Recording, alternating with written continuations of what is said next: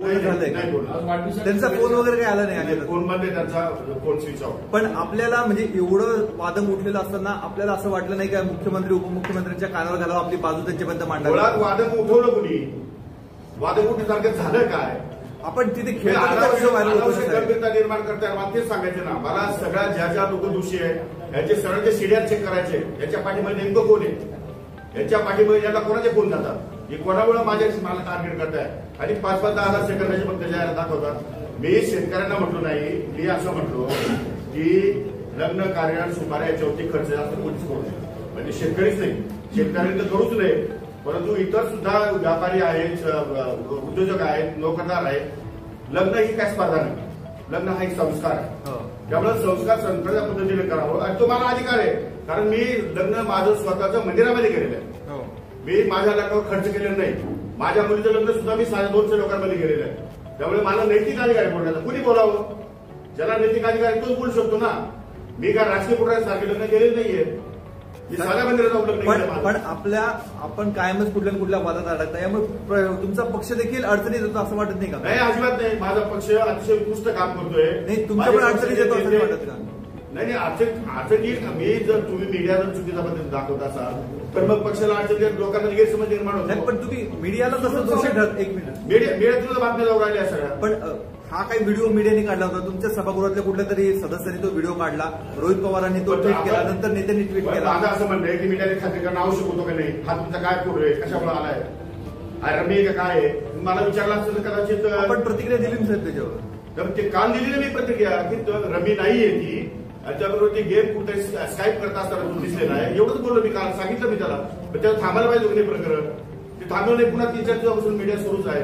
तुमच्याच पक्षाचे अध्यक्ष तटकरे साहेब यांनी त्याच्यानंतर विरोधकांकडून सातत्यानं आपल्या राजीनाम्याची मागणी होतीये. आपलं या संपूर्ण प्रकरणावर काय स्पष्टीकरण? मला कल्पना आहे की तुम्ही या संदर्भात प्रश्न विचारणार आहात. करून या बाबतीमध्ये मला एकच आपल्याला सांगायचं आहे की मी खरं म्हणजे हा इतका छोटा विषय आहे, हा विषय एवढा लांबला काही मलाही कळलं नाही. मी याच्यावरती खुलासा या अगोदर केलेला आहे. खरं म्हणजे आपल्याला सगळ्यांना सांगितलं पाहिजे ऑनलाईन रमी काय प्रकारे माहिती द्याय का आपल्याला. ऑनलाईन रमी खेळत असताना त्याला मोबाईल नंबर त्याला हे करावा लागतो, त्याला जॉईन करावा लागतो. वॉटर तुमचं अकाउंट जे आहे बँकेचं, ते अकाउंट पण त्याच्याबरोबर तुम्हाला संलग्नपणे राहावं लागतं आणि त्याच्याशिवाय तुम्हाला ऑनलाईन रमी खेळता येत नाही. आणि अशा प्रकारचं कुठलंही अकाउंट, कुठलाही मोबाईल नंबर, माझा मोबाईल नंबर 9763711177 नंबर आहे. माझी अकाउंट, बँकेचं अकाउंट मी या ठिकाणी देणार आहे. आणि त्या दृष्टिकोनातून कुठेही चौकशी केली तर ज्या दिवसापासून ऑनलाईन रमी सुरू झाली त्या दिवसापासून आज तागत 1 रुपयाची सुद्धा रमी मी या ठिकाणी खेळलेलो नाही. मला रमी खेळताच येत नाही. त्यामुळे अशा प्रकारचा आरोप जो एकदम बिनबुडाचा आहे, चुकीचा आहे. आणि त्यामुळे महाराष्ट्रामध्ये मोठ्या प्रमाणात या ठिकाणी माझी बदनामी झाली आहे.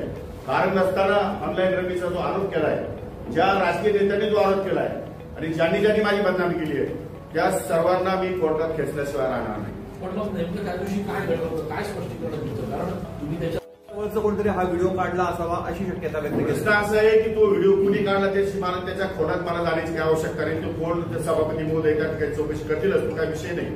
परंतु त्याच्यामध्ये एवढं विशेष काही नव्हतं की ज्याच्यामुळे महाराष्ट्रातल्या शेतकऱ्यांचा भावना दुखवतील किंवा त्याच्यामुळे आता छावा संघटनेच्या काही पदाधिकाऱ्यांमध्ये भावना दुखवतील, असं कुठल्याही प्रकारचं काहीही नव्हतं. काहीही असं वेळ आपण केलेलं नाही. मी आतापर्यंत शेतकऱ्याच्या संदर्भात महाराष्ट्रात इतके निर्णय घेतले, त्या संदर्भामध्ये कुणी काही या ठिकाणी भाष्य केलेलं नाही. आणि फक्त ज्याचा शेतकऱ्याशी संबंध नाही अशा गोष्टीच फक्त मीडियामध्ये दाखवल्या गेल्या. त्यामुळे या संदर्भामध्ये जे दोषी असतील त्या सर्वांचे सीडीआर चेक करायचे. त्या सर्वांनी याच्या पाठीमागचा सूत्रधार कोण आहे, कुणी याच्यामध्ये भाग घेतलेला आहे, त्या सगळी चौकशी एकदा होऊन जाऊ द्या. वारंवार कृषी मंत्री म्हणून जे काय मीडियाच्या समोर आणलं जातं त्या संदर्भातली संपूर्ण चौकशी मुख्यमंत्री महोदयांनी करावी असं मी माझं स्वतःचं पत्र राज्यपाल, मुख्यमंत्री, उपमुख्यमंत्री, सभापती आणि अध्यक्ष या चौघांना देणार. सातत्याने असं म्हणतंय की तुमचे पंचनामा करायचा का किंवा त्याच्या आधी काही शेतकऱ्यांच्या संदर्भात तुमचं जे वक्तव्य होतं हे अंडरलाईन करून सांगितलेलं आहे की अशा पद्धतीचं वक्तव्य कृषी मंत्री का करतात माझं? मला सांगा, ढेकळ म्हणजे काही नाही सांगा.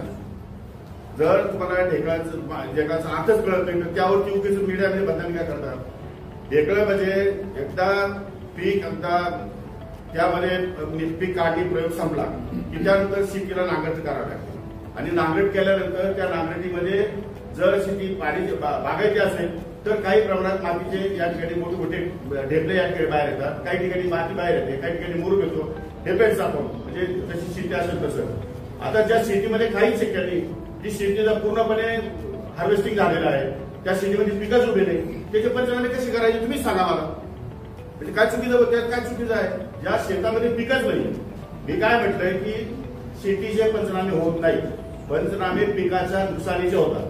त्यामुळे पिकाच्या नुकसानीमध्ये ज्या ज्या शेतकऱ्यांचं नुकसान झालंय त्या शेतकऱ्यांना त्या शेतकऱ्यांचे पंचनामे करण्याचे आदेश सन्माननीय कलेक्टर आणि सन्माननीय कृषी अधिकाऱ्यांना देण्यात आलेले आहे आणि त्या दृष्टिकोनातून त्यांचे पंचनामे आले की तो प्रस्ताव शासनाला येईल, त्या दृष्टिकोनातून त्यांना भरपाई देण्यात येईल. एवढंच नव्हे तर ज्या शेतकऱ्यांनी पीक काढून शेतातून आपल्या घरी आणलेलं आहे परंतु त्याच्याकडे साठवण्याची क्षमता नाही किंवा जो ठेवू शकत नाही, परंतु पावसामुळे त्याचं पिकाचं नुकसान झालेलं आहे तर त्याची सुद्धा या ठिकाणी नुकसान भरपाई शासन करेल, अशा प्रकारची मी घोषणा त्या ठिकाणी केली होती. त्यामुळे जिथं माती आहे त्या जमिनीत काहीच नाहीये त्या जमिनीचे पंचनामे कसे करायचे मला हे तुम्ही सगळं समजून सांगा. किंवा महाराष्ट्रातल्या कुठल्याही कृषी खात्यामध्ये काम करणाऱ्या अधिकाऱ्यांनी, शेतकऱ्यांनी किंवा या ठिकाणी कृषी संघटनेने मला फक्त समजून सांगावं की ढेकळाचे पंचनामे कसे करता येतील. हे जर मला समजून सांगितलं तर मी सांगेन ढेकळाचे पंचनामे करायला हवं. साहेब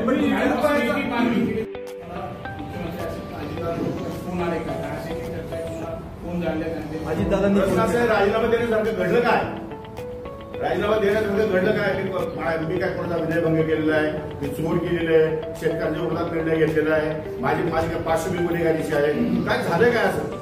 एक फक्त फोटो त्याचा व्हिडिओ त्यांनी रेकॉर्ड करायला विरोधकांनी त्यांना तर मी कोर्टात खेचणार त्यावर दावा दाखल करणार आहे आणि त्यांनी जी माझी बदनामी केली आहे महाराष्ट्रामध्ये एक मीडियावाल्यांनी काही टाकलं की खाली लगेच प्रतिक्रिया यायला लागतात. आता माझा पाय तिरपा पडला, लगेच मीडियावर कृषी मंत्र्यांचा पाय तिरपा पडला. अरे पाय तिरपा पडला कशामुळे पडला? तर खड्डा वाचवायला गेला की काय? बरं खड्डा वाचवायला गेले सांगितलं तुम्ही दांडू घेऊन नका, खड्डा कोणता आहे? महानगरपालिका तुम्ही आदेश दिले का? हा रस्ता एमएसआरटीसीचा आहे का? अभियांशीचा आहे का? MMRDAचा आहे का? म्हणजे अशा प्रकारे उपप्रश्न अनेक निर्माण होतात आणि एवढं करून मग खाली प्रतिक्रिया देणारे काय लिहितात?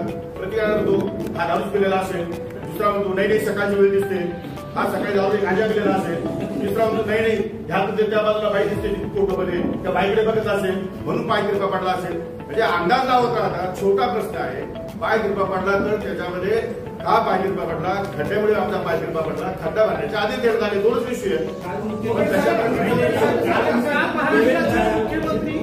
मुख्यमंत्री असं म्हणताय की जे काही घडलंय सभागृहामध्ये रमी खेळणं किंवा तर हे घोषणावर नाही असं मुख्यमंत्री म्हणतात. बरोबर आहे. मुख्यमंत्र्यांना ब्रीफ मी या ठिकाणी केलेलं नाही, मुख्यमंत्र्यांच्या माझ्याकडून मुख्यमंत्र्यांना सांगण्यात आलेलं नाही आणि त्यांच्याकडून चौकशी पण झालेली नाहीये. त्याच्यामुळे त्यांचा समज होणं साहजिक आहे.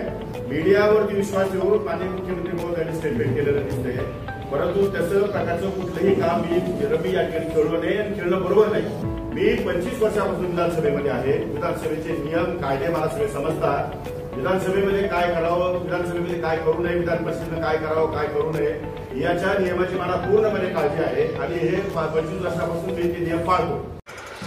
नवीन घडामोडी पाहण्यासाठी आजच आम्ही मुंबईकर 24 तासला लाईक करा, सबस्क्राईब करा आणि अपडेट रहा.